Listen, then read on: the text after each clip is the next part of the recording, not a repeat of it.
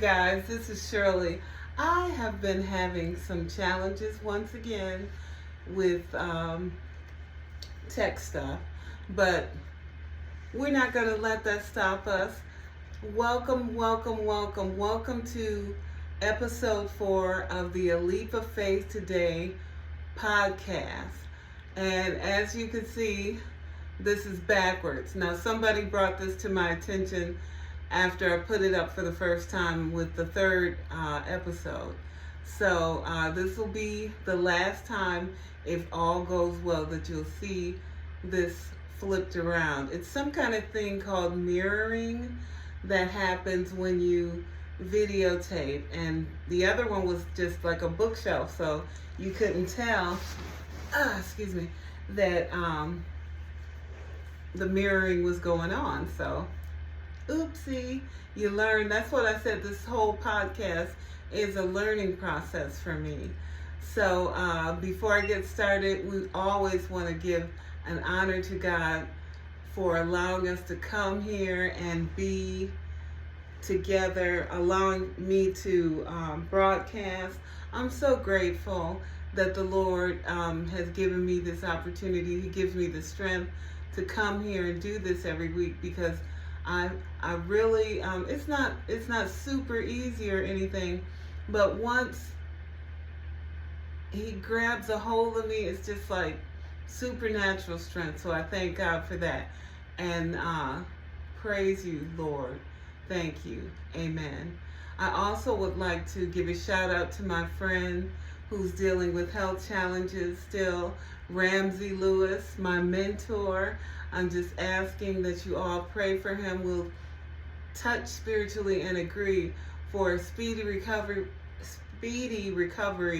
for Ramsey, and just God bless him and his family as they're dealing with the challenges of this health situation. So today, Wednesday, October 29th, even though I'm recording on the 28th, this episode is about unforgiveness. Unforgiveness, not a good thing. But you know, some people carry unforgiveness around like a badge of honor, you know, like a weapon, like something that they're very proud of. And as Christians, we got to watch that, because unforgiveness is a sin. And I just have a couple of notes that's going to help me to get through today's podcast, because I'm dealing with unforgiveness myself, and it's not easy, and I know it's not easy.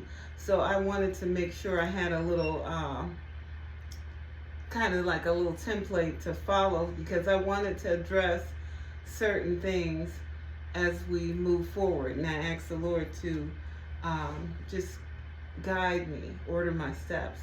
And the first thing is, what is unforgiveness? Unforgiveness is it's like bad fruit. It's a sin. It causes people to think and do evil things.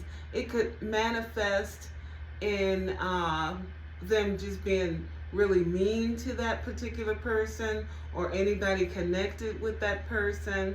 It can cause you to not have relationships that could blossom into something wonderful. And I mean, everything that comes from unforgiveness is bad. It just really is. It's it pops up because we feel like somebody offended us, and they may have done something that was really bad, but it is rooted in them not them offending us or turning us off. And we have to get past that as Christians. We really have to get past that. It's something that we choose. We choose not to have the compassion that we ask the Lord for all the time when it comes to us, but we don't want to give it to others. So we have to think about that when we're dealing with our unforgiveness, because it actually is a sin. And we talk about, oh, I don't like liars. I don't like thieves.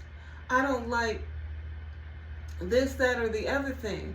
But according to what I know as far as sin is concerned, sin is sin.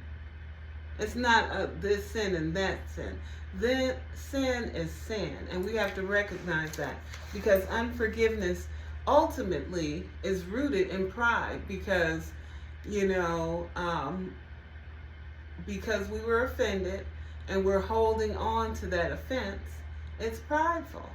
We don't want to see somebody get the best of us or get over on us.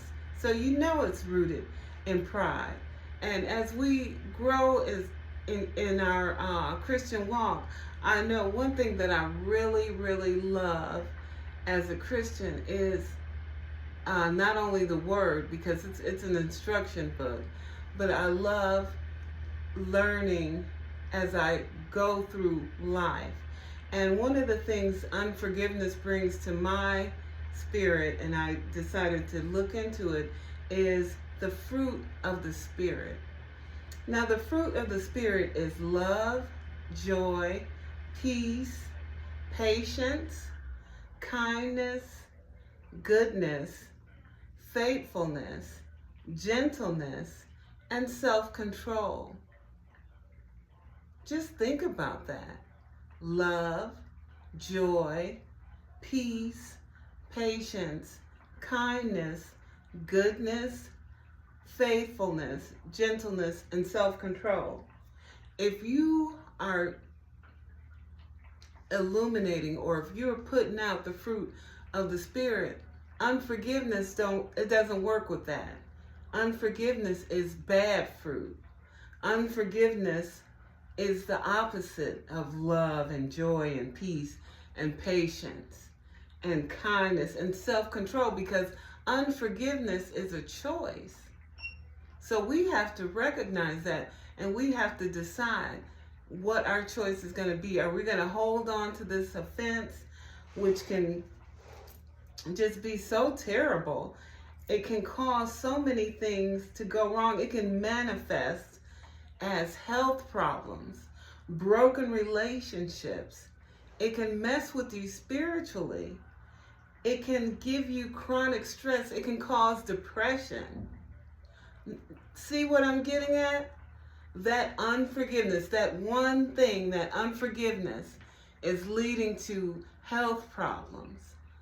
And that can manifest through heart, stress, it's just so many different things that it can manifest as far as your health is concerned, and not only your physical health, your spiritual health.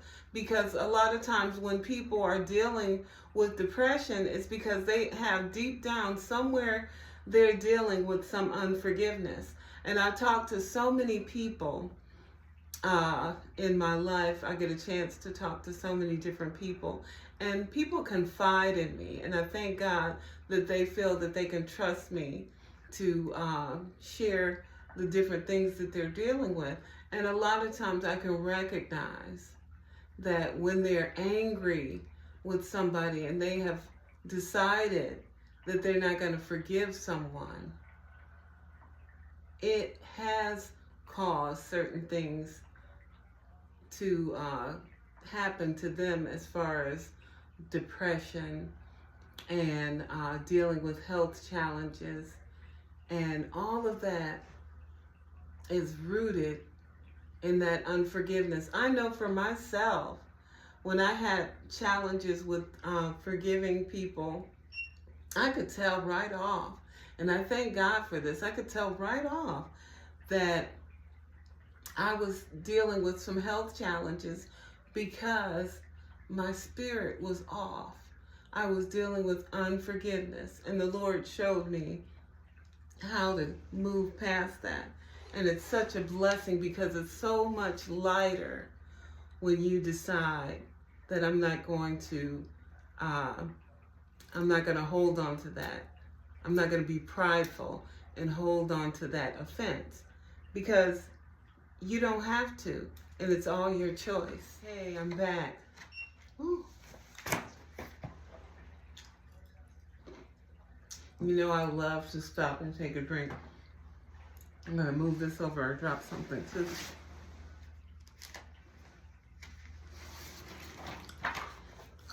But yes, unforgiveness is definitely a choice. When we don't forgive someone, that it just shuts us down for a lot of things. You know, we hold on to these offenses, and we can't walk into the fullness that the Lord has given us. We can't walk into that fullness because we're holding on to this unforgiveness. And I know that many times when I think about how people will hold on to it because they think that it means that they're going to have to reconcile, or they're going to have to kick it with the person on a regular basis, or they're going to have to be buddy-buddy with the person. No, it's just releasing that. And it also releases the control that they have over you. This person may be off living their best life, as they say all the time, you know, and you're sitting over there because you know, you're holding on to that forgiveness, and they're not even giving it a second thought. And then that fact makes you mad. But it's all your choice. It's all your choice. So we have to recognize that we need to release. We need to release that because it's not beneficial to us, and it's definitely not helping us as Christians, being God's foot soldiers, if you will. So I definitely recognize that this is something that a lot of people are dealing with, and we need to look into it because it's just really bad fruit, and it's not helpful. When you don't forgive people, other people see that too. And when they see that you're not forgiving, they feel, especially children, they feel it's okay for them to hold on to offenses. And it's just a domino effect. It's a cycle. And we need to stop that. And also, we really need to recognize that as we look to the Lord to forgive us, we need to be doing the same thing. And I always like to think about that when you do forgive someone, it can lead to feelings of understanding and empathy and compassion that can be infectious, and it can go on to other people, and then they can do the same, and they can look back at their times when they were offended by other people and decide to bring relationships back together. Whole families restored because one person decided to forgive. I mean, sometimes people think that they're dealing with a generational curse of depression, when in actuality, it's a generational decision to not forgive somebody. And they just go on and just make a mess because they have decided that it's more comfortable for them to walk in unforgiveness than to say, hey, okay, this person did this, they made the mistake, or whatever the case may have been for them, doing the offense. They did it. I don't have to hold on to it anymore. I don't have to stay there. I can decide to say, okay, they did that. It's over. I'm not putting myself in that position anymore. And as I deal with learning how to forgive, I also will learn how to manage that relationship, manage my emotions, which can lead to other blessings. Because I'm telling you, I have had situations where I dealt with people that, physically harmed me. And I could have, and other people were like, yeah, you should be mad, you should do this, and you should do that. And I was like, well, what is, yeah, it was bad, but what is that really going to do? Is that going to do anything positive for me or the people that watch me or deal with me, how is that going to help? Because, at my age, I'm knocking at 60's door, and I need to have my stuff together. I know we're not going to be perfect, but this is the time when we really need to be digging and getting our hands dirty and learning how to manage our emotions, because we want the younger people to possibly not make the same mistakes that we made, and we want to help them to enjoy and continue being a representative for the Lord, and showing people that unforgiveness is not just saying, okay, I've released you from the offense, but it's such a blessing to you, which can trickle on to other people and be a blessing, and just blow up to be a wonderful thing. Good things, good fruit comes from forgiveness. Nothing but bad things come from unforgiveness.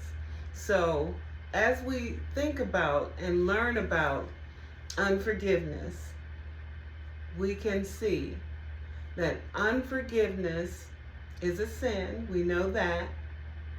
Unforgiveness allows the person to have control over us, because it takes charge of the things that we do. Anything pertaining to that offense, whether you're conscious of it or not, pops up when you haven't forgiven that person.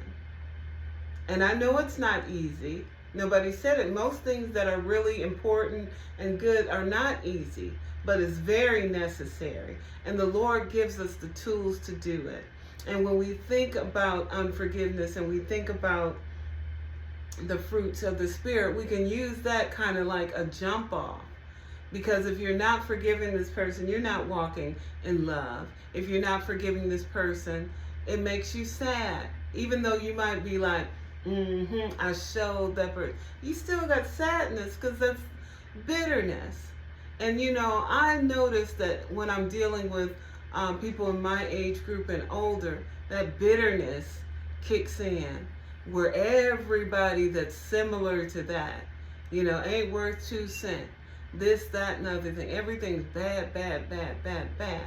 And all of that is because of that unforgiveness. You don't have patience. You're not kind. If you are, people would recognize. They're like, "Ooh, she's so fake." Because it's not really coming from inside, because you still are battling with that unforgiveness. And then you think about faithfulness and goodness, gentleness, and self-control. Self-control, forgiving somebody displays self-control, because when you don't forgive, that's a choice. And when you do forgive, that's a choice too. So you have chosen not to stay on the side of unforgiveness, not to hold on to the offense, not to hold on to the negativity, but you have decided to say, okay, I'm going to release that. Whatever is going on, I'm giving that to God. I'm going to ask the Lord to heal my heart, and I'm going to allow Him to heal my heart, because I'm really genuinely going to release that offense. And then everything that comes from that is positive. Nothing but positivity. And that's one thing that I just love about my revelation of learning about getting rid of unforgiveness. Because it's not a tool for you. It's not anything that's going to be helpful to you.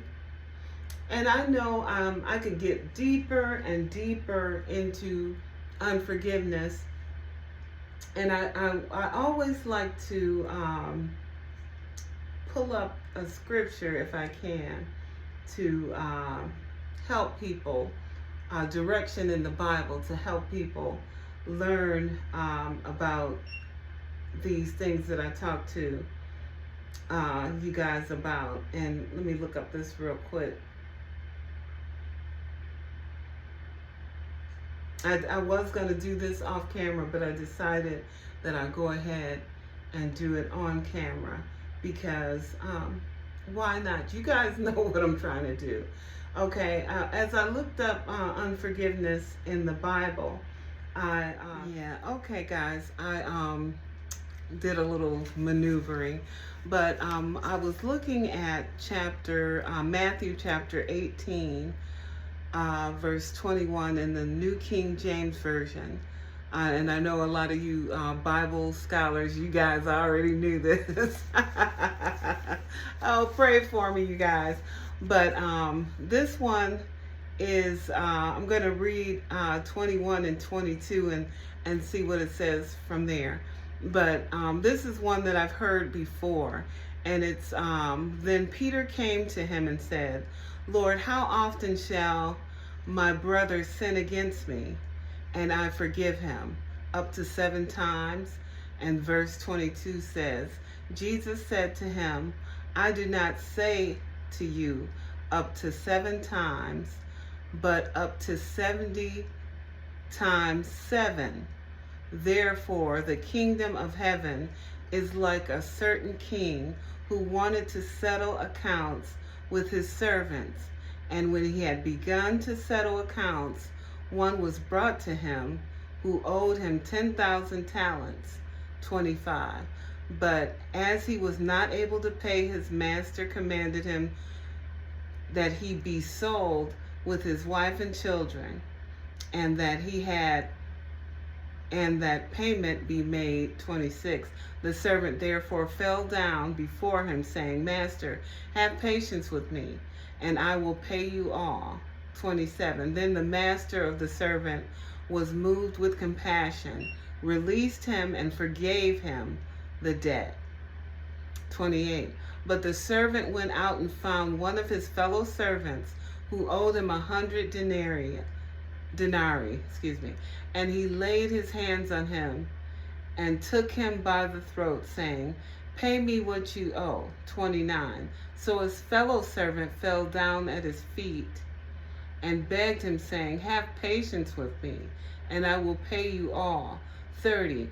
And he would not, but went and threw him into prison till he should pay the debt. So when his 31. So when his fellow servants saw what had been done, they were very grieved, and they came to their master all that had been done. 32. Then his master, after he had called him, said to him, You wicked servant, I have forgave you all that debt because you begged me. 33. Should you not also have compassion on your fellow servant, just as I have had pity on you? 34. And the master was angry and delivered him to the torturers until he should pay all that was due him. 35. So my heavenly Father also will do to you if each of you from his heart does not forgive his brother his trespasses. Ooh, now that was a lot to take in, and I'm not the best when it comes to reading the word. But what I got from that is we need to be forgiving. Unforgiveness is not working for God. And as his children, we need to be forgiving. So whatever you got to do, get with God. I'm telling you, we got all this at our fingertips, and we don't go for it. God is here for us. When we have issues like unforgiveness, he's here. It's not just we talking and looking at words. No, God, the Spirit of God can come and change the game for you people. We need to recognize that, and we need to tap into it. We need to get connected. Unforgiveness, as I close, is something that you don't want to be holding on to. And for all my girly girls, unforgiveness make you look old. Unforgiveness give you lines all up in here, and the list goes on and on. And I know that's superficial, and life is deeper than that. But unforgiveness is such a waste of time. And I just know the joy of forgiveness is for us. It's a fruit of the Spirit to have forgiveness, love, kindness, patience. It's all of that. We need to be forgiving people. So I'm going to close it out, and I just say we're going to work on these tech issues. And I was hoping to have my sister join me today, but things got a little tossed around, so we didn't pull that off. And I'm looking forward to soon having somebody actually here with me in person, because I have the space for it. You know, I got my little chair over there for my guest, and if I can keep this crazy cat from jumping on folks when they come in, then maybe somebody will actually want to come in. But for the most part, he's a good boy. But I just want to say that I appreciate everybody coming in, checking me out with A Leap of Faith Today podcast. And I'm going to continue to move forward. I definitely believe that the Lord has called me to do this, and I thank you all so much for your support. I'm working on it, and as I do, things will get even better. You know, all this time, I didn't even have my fancy lighting. I was just so caught up in delivering the message that I didn't even think to get my lighting going. And as I close, there's the lighting, but it's all good. You know, I just thank you for coming in. And as always, I look to the Lord for next week's topic. And if you have, that includes you guys. So if you guys have a topic and it gets to me, I look at that as coming from the Lord, because he'll put it in my spirit as a go or a no. So just continue, if you would, to chime in. And it's gonna get even better. This is great as far as I'm concerned. I have no background in doing podcasts or things like that. I just got what's in my heart. I want to do it, and I hope I'm a blessing to somebody, because it's all about tapping into faith and making that move. You may not be blessed because of the topic, but you might be blessed because I'm doing this. So that's what it's all about. So I just thank you guys. See you next week.